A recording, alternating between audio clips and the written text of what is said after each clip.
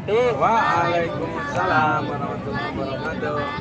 Selamat pagi menjelang siang semuanya. Pagi. Yang Izinkan saya untuk memperkenalkan diri saya. Ya. Kenapa nama saya Raihan Islami Wijaya atau bisa dipanggil Rehan. Nah, gimana, masih pada semangat nggak semuanya? Masih. Nah, setelah tadi teman kita sudah menjelaskan beberapa tentang museum-museum yang ada di kawasan Kota Tua ini, sekarang saya yang akan menjelaskan mengenai Museum Sejarah Jakarta. Untuk informasi, Museum Sejarah Jakarta terletak di Jalan Taman Fathahillah nomor 1, Jakarta Barat. Gedung ini memiliki luas lebih dari 1.300 meter persegi. Baik, langsung saja kita masuk ke materi yang pertama, yaitu sejarah dari gedung ini. Harga ininya dia lagi ngomong. Gedung ini dibangun pada tanggal 25 Januari 1707 di bawah pemerintahan Gubernur Jenderal Johan van Hoort dan diselesaikan pada tanggal 10 Juli 1710 di bawah pemerintahan Gubernur Jenderal Abraham van Riebeeck. Gedung ini berfungsi sebagai Balai Kota Batavia dan kantor Dewan Pengadilan. Pada tahun 1925 sampai 1942, gedung ini beralih fungsi menjadi kantor Provinsi Jawa Barat.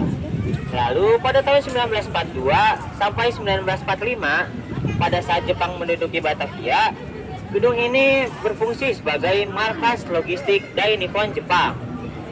Setelah kemerdekaan Indonesia pada tahun 1945, gedung ini kembali berfungsi sebagai kantor Provinsi Jawa Barat, tepatnya pada tahun 1945 sampai 1952. Pada tahun yang sama, yaitu 1952, gedung ini beralih fungsi lagi menjadi kantor Kodim atau Komando Distrik Militer 0503 Jakarta Barat. Setelah itu, tepatnya pada tahun 1972, gedung ini diserahkan kepada pemerintah DKI Jakarta untuk kemudian diperbaiki dan diresmikan sebagai Museum Sejarah Jakarta pada tanggal 30 Maret 1974 oleh Gubernur Jakarta, yaitu Bapak Ali Sadikin. Nah, itu tadi adalah sejarah mengenai gedung ini. Sebelum saya melanjutkan ke materi yang selanjutnya, apa ada yang ingin ditanyakan? Tidak, cukup jelas. Baik, jika tidak ada, langsung saja kita masuk ke materi yang selanjutnya, yaitu koleksi yang terdapat di Museum Sejarah Jakarta ini. Nah, di Museum Sejarah Jakarta ini terdapat banyak sekali koleksi. Objek-objek yang dapat kita temui di dalam diantara lain replika peninggalan masa Tarumanegara, lukisan-lukisan sejarah, senjata yang digunakan dalam masa penjajahan, batu prasasti, gerabah, dan masih banyak lainnya. Tetapi yang menjadi unggulan dari Museum Sejarah Jakarta ini yaitu terdapat penjara bawah tanah. Penjara bawah tanah ini terdapat 5 ruangan yang dikhususkan untuk laki-laki.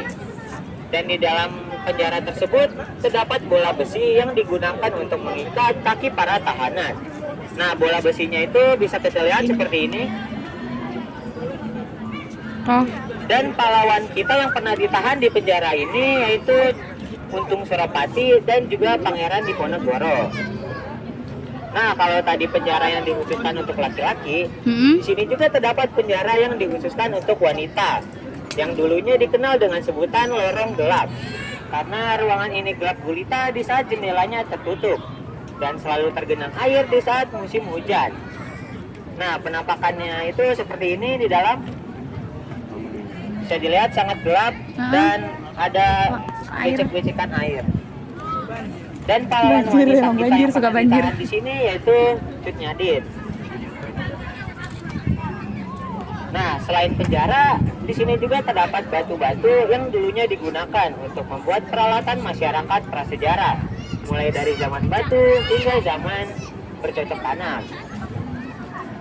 Di museum ini juga terdapat patung Dewa Hermes, yang menurut mitologi Yunani merupakan dewa keberuntungan dan perlindungan bagi kaum pedagang. Kasih Yuni. Dan di atas gedung ini terdapat lonceng. Lonceng itu digunakan untuk memberitahukan bahwa adanya tahanan yang akan dieksekusi mati. Eksekusi matinya itu dilakukan di sebelah sini. Dan jika lonceng itu berbunyi, semua masyarakat Batavia akan berkumpul untuk melihat pengeksekusian itu terjadi. Nah, baiklah, sampai di sini saja penjelasan saya mengenai Museum Sejarah Jakarta. Setelah ini akan ada teman saya yang meneruskan. Tetapi sebelum itu, apa ada yang ingin ditanyakan? Aku mau nanya, alat buat eksekusi matinya tuh pakai apa sih, Kak? Untuk alatnya itu ada dua, yaitu pertama menggunakan pedang keadilan, Hah? dan yang kedua itu bisa menggunakan alat untuk memotong kepala itu. Oh. Yang pakai alat. Oh, yang gitu? Iya. Yang kayak gitu? Oh iya, oke. Makasih, Kak. Ada lagi? Nah, baik, ada lagi. Baik, Nggak ada? tidak Oke. ada yang ingin bertanya lagi. Saya akhiri saja penjelasan saya sampai di sini. Terima kasih sudah mendengarkan dari awal sampai akhir. Semoga apa yang Sama-sama. saya sampaikan dapat bermanfaat bagi kita semua. Amin. Dan semoga kita bertemu kembali pada perjalanan Anda yang berikutnya. Iya, amin, amin, Dan pamit amin. undur diri. Wassalamualaikum warahmatullahi wabarakatuh. Waalaikumsalam.